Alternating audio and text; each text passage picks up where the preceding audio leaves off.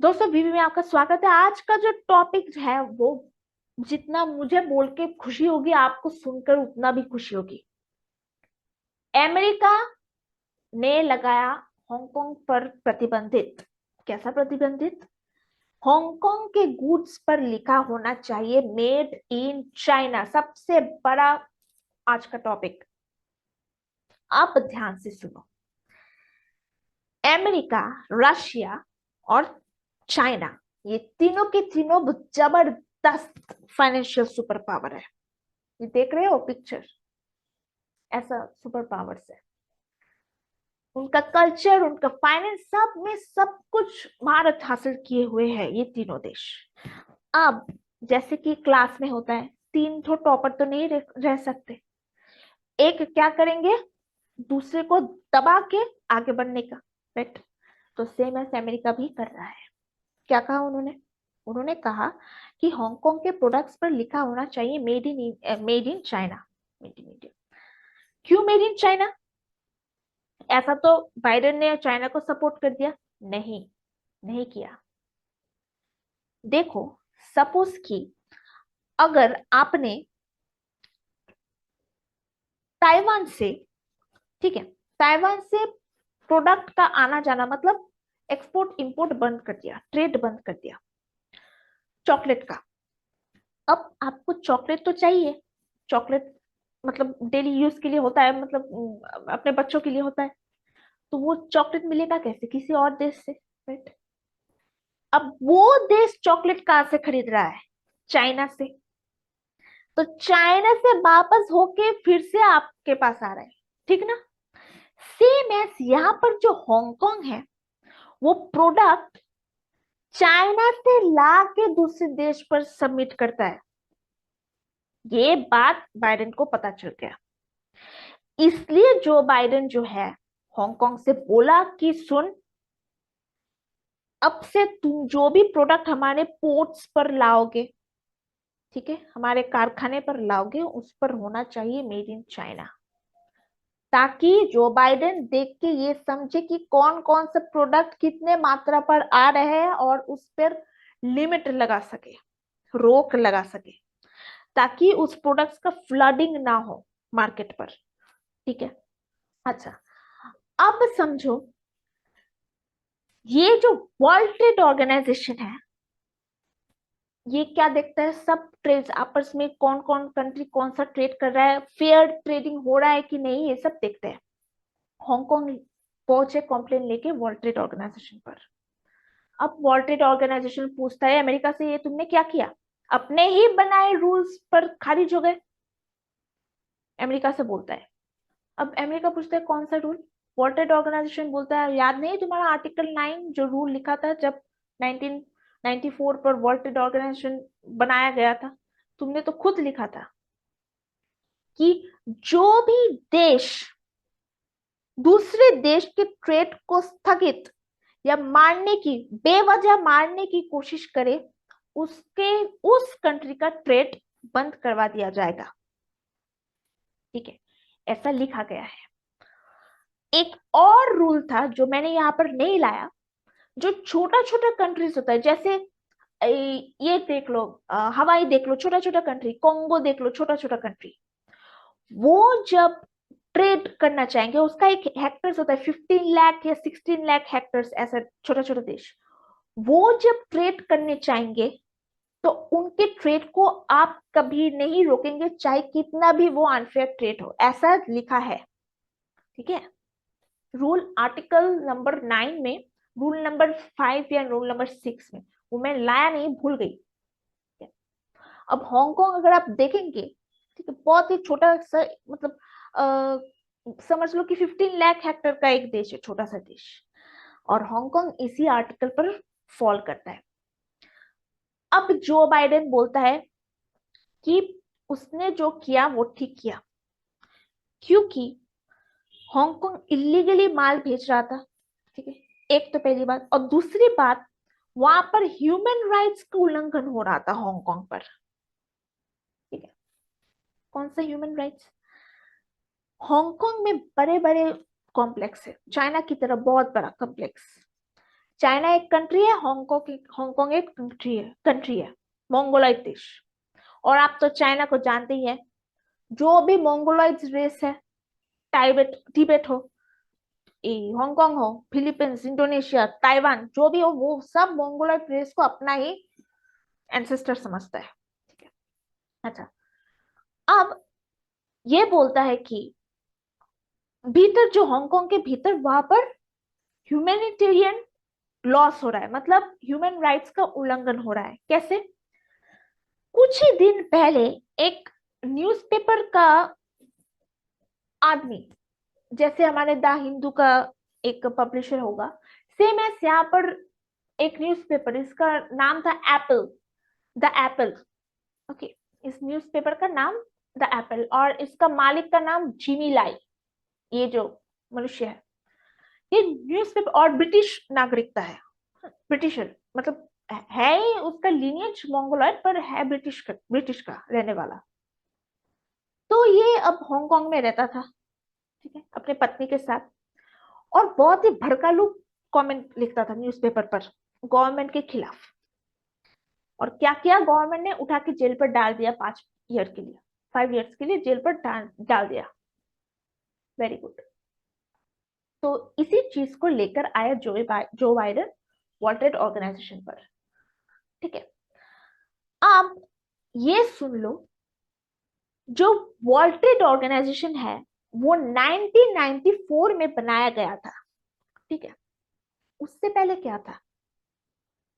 1947 में तो हमें स्वाधीनता मिल गई, उसके बाद बहुत सिनेमाज आए, बहुत तरह तरह की सिनेमाज आए, बहुत देश विदेश गए, वो भी तो ट्रेड है, सिनेमास का ट्रेडिंग हो रहा है आपस में, राइट? तो वो ट्रेड होता कैसे था अगर वर्ल्ड ट्रेड ऑर्गेनाइजेशन नहीं था? तो वो ट्रेड होता था general agreement on goods and tariff, GATT के द्वारा। अब ये कौन सा चीज है? GATT जो है 1947 में स्थापित किया गया था जिनेवा पर, स्विट्जरलैंड पर। ठीक है, किस लिए? देखो, वर्ल्ड वॉर 2 खत्म हुआ, शीत युद्ध चल रहा था, किसके बीच? रशिया और इसके बीच, अमेरिका के बीच। चाइना भी, मतलब चाइना कंफ्यूज था किसका पक्ष ले, रशिया का या इसका, अमेरिका का। तो समझ लो ये तीनों का शीतवार चल रहा था, ठीक है, ऑल टुगेदर। अब अचानक क्या हुआ, अमेरिका चाहते थे कि ये सब एंड हो, अभी थोड़ा इंटरनल मामले पर फोकस करें, बहुत सारा खर्चा हो गया, बमबारी हो गया, फील्ड फील्ड एग्रीकल्चर सब खत्म, विनाश हो गया। तो एक दिन अमेरिका ने एक बैठक बुलाया स्विट्जरलैंड पर, ठीक है, यूरोपियन कंट्री। अच्छा, एक और बात, और जो वर्ल्ड वॉर 2 का विजेता कौन था? अमेरिका, इंग्लैंड और फ्रांस, ये 3 विजेता था, और हरुआ पार्टी था कौन? रशिया। ठीक है, तो विजेता चूंकि ज्यादा कर इंग्लैंड और फ्रांस, मतलब यूरोपियन कंट्री था, तो यूरोप पर बुलाया गया, जेनेवा पर। और एक बात और, ये जो स्विट्जरलैंड था, बोथ वर्ल्ड वॉर 1 और वर्ल्ड वॉर 2 में न्यूट्रल रहा, किसी का भी पक्ष नहीं लिया। ठीक है तो छोटा सा देश, पीस जाना चाहिए था, और है बीचों बीचों में, रशिया, चाइना, रशिया, फ्रांस और इंग्लैंड के बीचों बीच है ये, जर्मनी भी है। ठीक है, इन सब के बीच में घिरा हुआ है स्विट्जरलैंड, और वही इसमें भाग नहीं लिया, अभी भी वही था, वैसा भी था, मतलब सुंदर था। ठीक है, कुछ नहीं हुआ। तो इसलिए चूंकि वो न्यूट्रल था, तो अमेरिका ने सोचा वहां पर एक बैठक बुलाते हैं। ठीक है, अब अमेरिका बुलाता है उसको, सुनो, किसको? रशिया को। अरे सुनो, रशिया बोलता है बोलो, एक काम करते हैं, इस कोल्ड वॉर को खत्म करते हैं, और अब थोड़ा इंटरनल मैटर्स पर ध्यान देते हैं। रशिया बोलते ठीक है, वेरी गुड, मेरे पास बहुत सारा स्टील है, आपके पास नहीं है।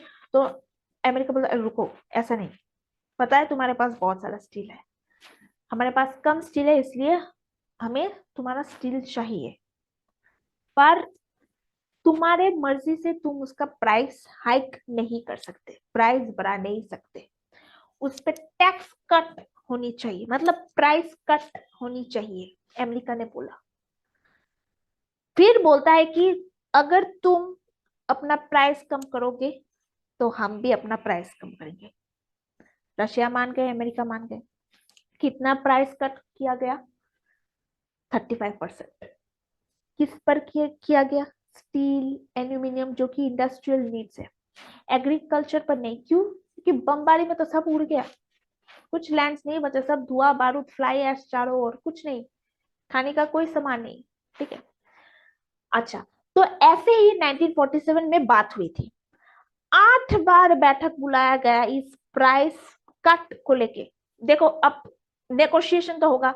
चाइना बोले, रशिया बोलेंगे नहीं मुझे 45% कट चाहिए, अमेरिका बोलेंगे 35%, 85% कट चाहेंगे। तो ऐसे नेगोशिएशन हुआ।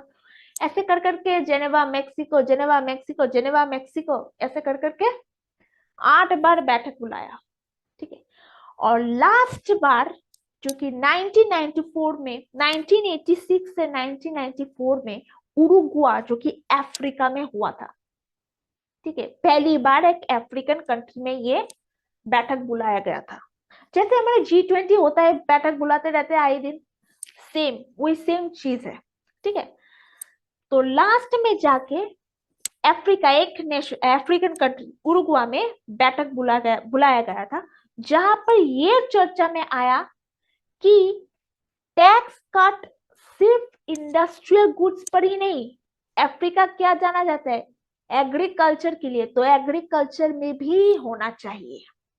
बस, अब दूसरा पॉइंट लेकर आया। देखो, अफ्रीका में तो ऐसा कुछ हुआ तो नहीं विश्व युद्ध जैसा, वहां तो हरियाली था। तो उनके नीड्स क्या है? उनका नीड्स जो ट्रेड का है वो है ये चीज जो एग्रीकल्चर है, right?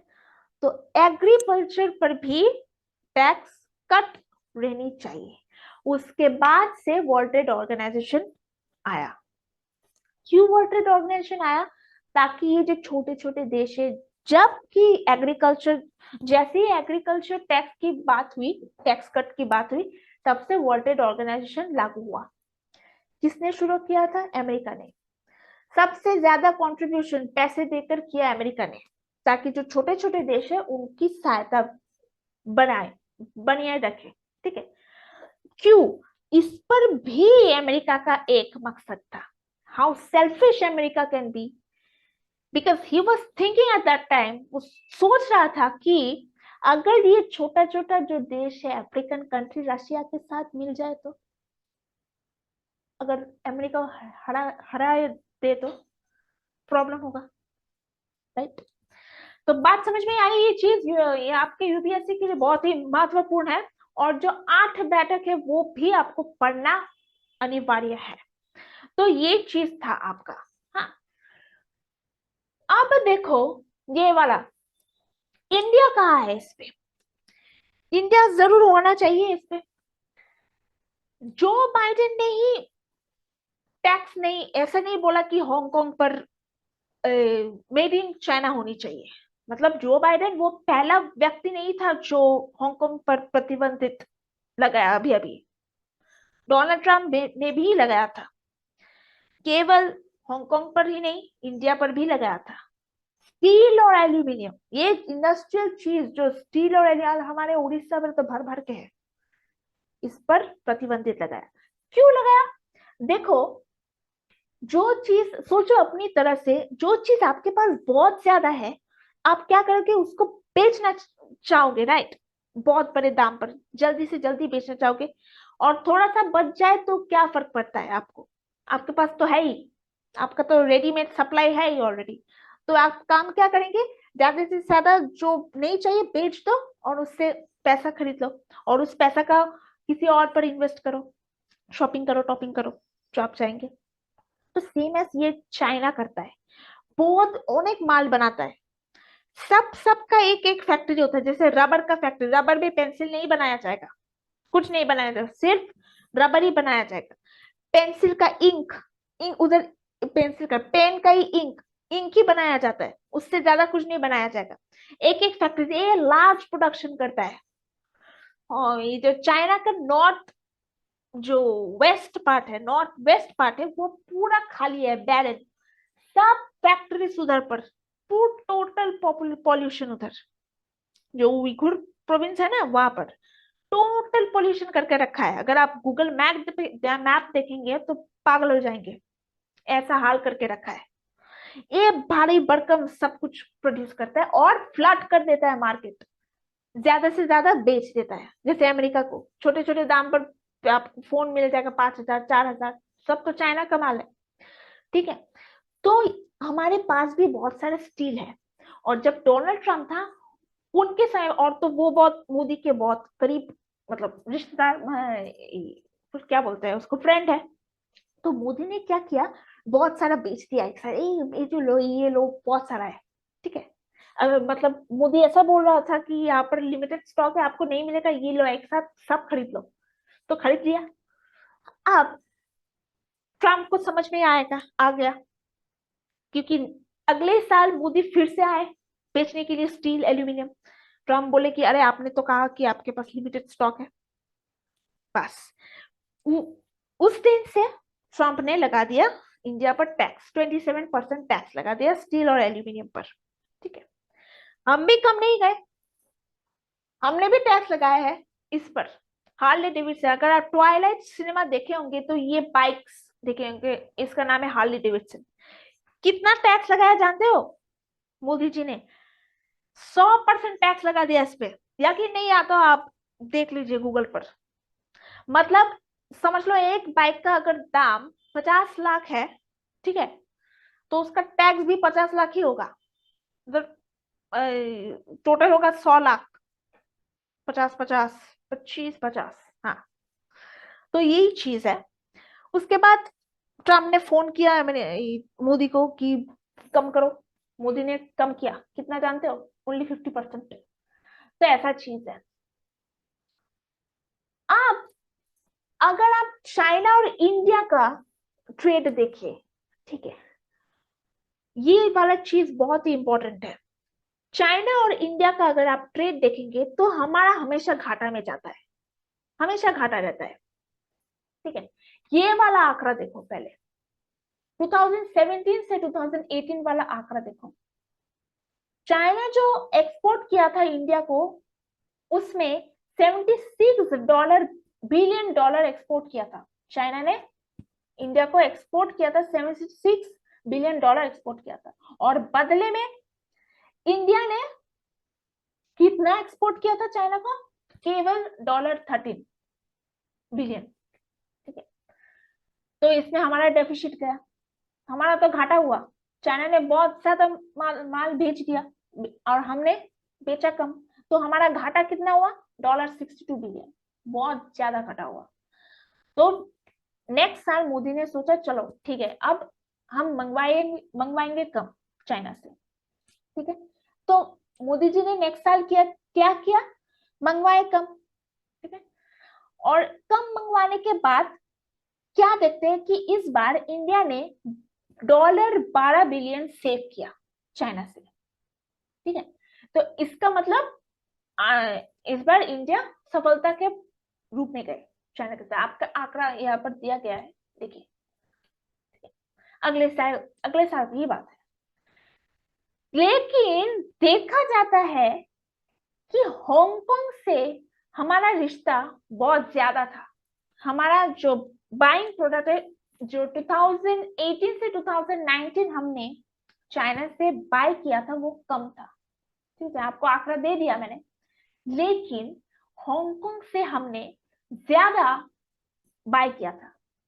जो हमने चाइना से नहीं मंगवाया वो हांगकांग से मंगवाया होंगे, बहुत ही ज्यादा। और फिर से ये देखा जाता है, अगर हांगकांग और चाइना को एक साथ मिला लिए तो 2017 से 2018 $12 बिलियन का हमारा घाटा हुआ था। इस बार घाटा हुआ उसका डबल, $25 बिलियन का घाटा हुआ था हांगकांग से ट्रेड करने के बाद। ठीक है, तो यही चीज है। तो ये चीज मोदी जी ने शायद जो बाइडेन को बताए होंगे, उसके बाद जो बाइडेन ने ये निर्णय लिया। मैंने ये सब आंकड़ा आपको दे दिया है, बहुत ही इंपॉर्टेंट है इसको। अगर आप रट करके जाएंगे यूपीएससी मेंस के लिए बहुत अच्छा होगा। तो यही चीज है। आशा करती हूँ कि आप समझे होंगे। जय हिंद।